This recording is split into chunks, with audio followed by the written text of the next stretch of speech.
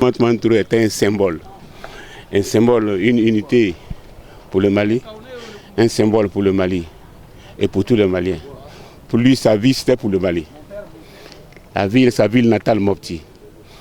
Donc Amadou, c'était un président qui voulait résoudre assez de problèmes. Il se disait que la politique, c'est résoudre les problèmes.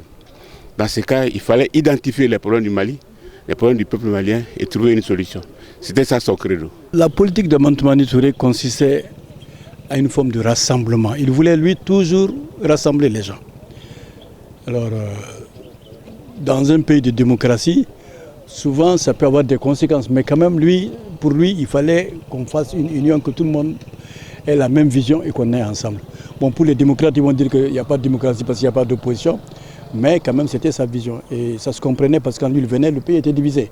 Il y avait l'Union soudannaise réelle, il y avait les RDA qui sont tués, les militaires sont venus qui ont tué. Bon, donc il fallait absolument une politique de réconciliation. Pour lui, c'était dans ça qu'il a œuvré et c'est ce qui l'a permis de réaliser ce qu'il a fait. Et d'abord, quelqu'un qui était très engagé pour le pays. C'est pour ça d'ailleurs qu'il était resté tout le temps très attaché à sa profession de militaire.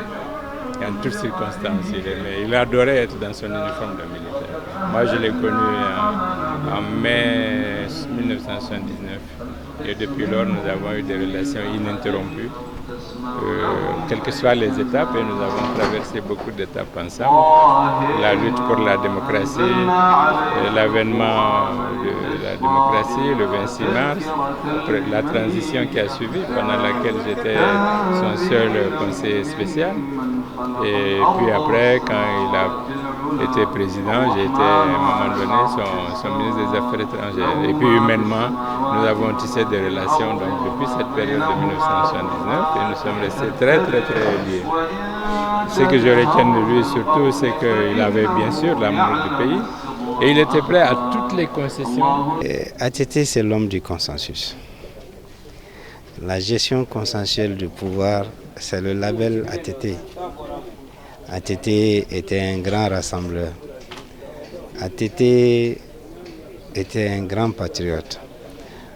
ATT était un homme discret, dévoué, déterminé et très engagé pour la cause nationale.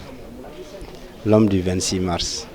Qu'on le veuille ou pas, ce monsieur a inscrit en lettres d'or une page de notre histoire.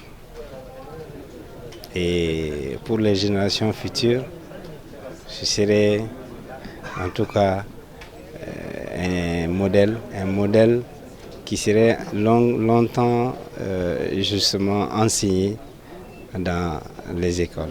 Moi, c'est une particularité. J'ai connu ATT en novembre 80, quand nous avons été déportés au Kampala.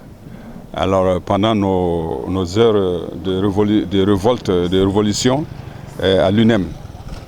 Et il nous a reçus et il a été notre officier de sport au Kampala. Et c'est là où, dès les premières heures, il est venu à 4 h du matin nous réveiller. Il nous a dit, bon allez, réveillez-vous, vous êtes là en tant que soldat. Et moi, je suis votre officier de sport, je ne suis pas là pour vous faire du mal. Mais ce que je tiens à vous dire, la discipline est de rigueur chez moi. Et il faut que le corps physique travaille pour que vous soyez de très bons soldats. Donc ces premiers mots nous ont beaucoup rassurés. Il était 4 h du matin, nous sommes sortis pour le sport militaire.